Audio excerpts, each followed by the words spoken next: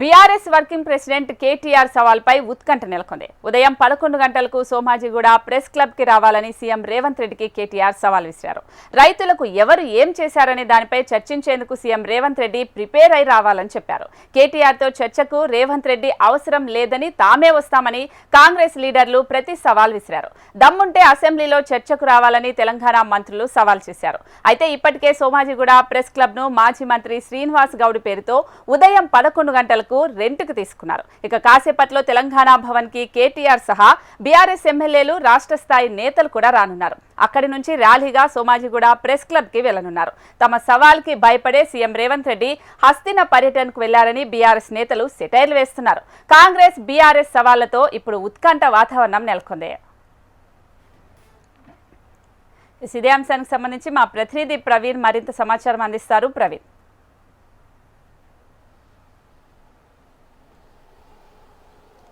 ఒక పక్క BRS versus Congress కూడా తెలంగాణ పాలిటిక్స్ హీట్ ఎక్కాయని చెప్పుకోవచ్చు. సవాళ్లు ప్రతి సవాళ్ల మధ్య మాత్రం ఇవాళ ఉదయం 11 గంటలకు కూడా సోమాజిగూడ ప్రెస్ క్లబ్ కి కూడా రావాలి, చర్చలో పాల్గొనాలని చెప్పేసి కూడా ఇప్పటివరకే కేటీఆర్ ఒక సవాల్ విసిరారు. గతంలో ముఖ్యమంత్రి రేవంత్ రెడ్డి కూడా తెలంగాణ రైతాంగానికి ఏవైతే మేలు చేశారో గత ప్రభుత్వంలో మేలు చేసే అంశాన్ని కూడా వివరించాలి, చర్చకు సిద్ధమా అంటూ కూడా సవాల్ విసిరారు.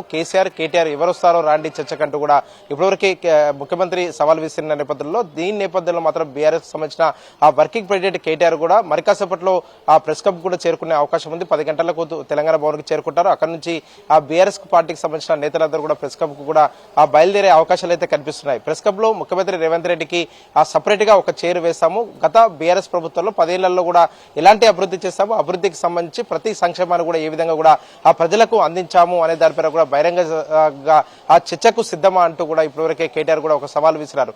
ఇదే సమయంలో మాత్రం సోమాజిగూడ ప్రెస్ క్లబ్ లో మాత్రం ఒక ఆల్ కూడా ఇప్పటివరకే ఆ బీఆర్ఎస్ కు సంబంధించిన మాజీ మంత్రి శ్రీనివాస్ గౌడ్ పేరుతో కూడా ఆల్ కూడా బుక్ చేశారు. ఆల్లో సమావేశానికి సంబంధించి మాత్రం గత 10 ఏళ్ల కాలంలో కూడా రైతాంగానికి సంబంధించి కూడా రైతు బంధు, రైతు బీమా, దాంతోపాటుగా రైతులకు అందించిన సంక్షేమ పథకాలన్నింటినీ కూడా వివరించడానికి కూడా మేము సిద్ధంగా ఉంటాము. ముఖ్యమంత్రి ఇప్పటివరకే సవాల్ విసిరారు కాబట్టి సవాళ్ళు స్వీకరించి రావాలి అని చెప్పేసి కూడా ఇప్పటివరకే కేటీఆర్ ఒక సవాలు కూడా విసిరారు. కానీ ముఖ్యమంత్రి రేవంత్ రెడ్డి ఇప్పటివరకే ఢిల్లీ పర్యటనలో ఉన్నారు, కేంద్ర మంత్రులు కూడా కలుస్తున్నారు. తెలంగాణ రాష్ట్రానికి సంబంధించిన అభివృద్ధి విషయంలో మాత్రం కేంద్ర మంత్రులు కూడా కలుస్తున్నట్టు కూడా ఇప్పటివరకే ముఖ్యమంత్రి ఆ కార్యాలయం కూడా తెలిపింది. కానీ ఇదే సమయంలో మాత్రం చర్చకు రావాలని చెప్పేసి కూడా ముఖ్యమంత్రి సవాలు విసిరిన సందర్భంలో మాత్రం కేసీఆర్ చర్చకు రావాలి, కేటీఆర్ కాదు అంటూ కూడా మంత్రులు కూడా ప్రతి సవాలు కూడా విసురుతున్నారు. కాబట్టి సవాళ్ల నేపథ్యంలో మాత్రం ఇవాళ సోమాజిగూడ ప్రెస్ క్లబ్ వేదిక కూడా ఏ విధంగా పొలిటికల్ హీట్ ఎక్కబోతుంది అనే దానిపై కూడా స్పష్టత అయితే రావాల్సి ఉంది. దాంతోపాటుగా ఇప్పటివరకే భారీగా కూడా పోలీసులను కూడా మోహరించారని చెప్పుకోవచ్చు. సోమాజిగూడ ప్రెస్ క్లబ్ పరిసర ప్రాంతాల్లో ఇటు కాంగ్రెస్ కావచ్చు, అదేవిధంగా బీఆర్ఎస్ సంబంధించిన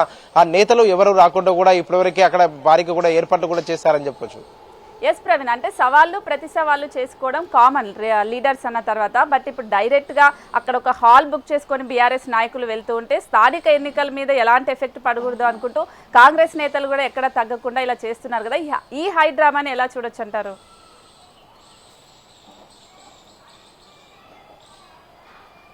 ఒక పక్క ప్రతి సవాళ్ళు అని చెప్పుకోవచ్చు. ఎందుకంటే ఒక పక్క ముఖ్యమంత్రి రేవంత్ రెడ్డి స్వయంగా కూడా గత ప్రభుత్వంలో ప్రజలకు అదేవిధంగా రైతాంగానికి ఏమిచ్చింది బీఆర్ఎస్ పార్టీ అనే దానిపై కూడా చర్చకు సిద్ధమా అంటూ కూడా ఆ సవాల్ విసిరారు. ఆ సవాల్ని స్వీకరిస్తున్నట్టు కూడా ఇప్పటివరకే కేటీఆర్ కూడా తెలిపారు. అందులో భాగంగానే కాసేపట్లో తెలంగాణ భవన్ నుంచి కూడా సోమాజిగూడ ప్రెస్ క్లబ్ కూడా బయలుదేరుతామని చెప్పేసి కూడా ఇప్పటివరకే బీఆర్ఎస్ పార్టీకి సంబంధించిన ఆ నేతలు చెప్తున్నారు. ఇదే సమయంలో మాత్రం బీఆర్ఎస్ నేతలు ఎవరైతే ఆ సోమాజిగూడ ప్రెస్ క్లబ్ కు చేరుకుంటారో చేరుకునే సమయంలో మాత్రం గత ప్రభుత్వంలో చేసిన ఆ అభివృద్ధి సంక్షేమ కార్యక్రమాలు కూడా మేము అన్నింటినీ వివరిస్తాము. 18 నెలల కాంగ్రెస్ ప్రభుత్వంలో మాత్రం ఏ విధంగా ప్రజలకి సంబంధించి అభివృద్ధి చేస్తారో వాళ్ళు వివరించాలి అంటూ కూడా ఇప్పటివరకే బీఆర్ఎస్ కూడా టార్గెట్ చేస్తూ కూడా మాట్లాడుతుంది. ఇదే సమయంలో మాత్రం కాంగ్రెస్ సంబంధించిన నేతలు ఎవరు రాబోతున్నారు అనే దానిపై కూడా ఒక ఉత్కంఠ అయితే రేపుతున్న సిచ్యువేషన్ కనిపిస్తుంది. ఎందుకంటే మంత్రులు ఇప్పటివరకే రిప్లై ఇచ్చారు, కేటీఆర్ కి ఆ సవాల్ విసురుతున్నారు. కానీ కేటీఆర్ కాదు అక్కడికి వచ్చేది, ఓన్లీ ఆ కేసీఆర్ వస్తే మాత్రమే ఆ చర్చలో పాల్గొంటామంటూ కూడా ఇప్పటివరకే కాంగ్రెస్ సంబంధించిన ఆ మంత్రులు అయితే చెప్తున్నారు. దీంతో పాటుగా అసెంబ్లీ సమావేశాలలో పెట్టాలి, అసెంబ్లీ సమావేశాల్లో కూడా ఆ తెలంగాణకు సంబంధించి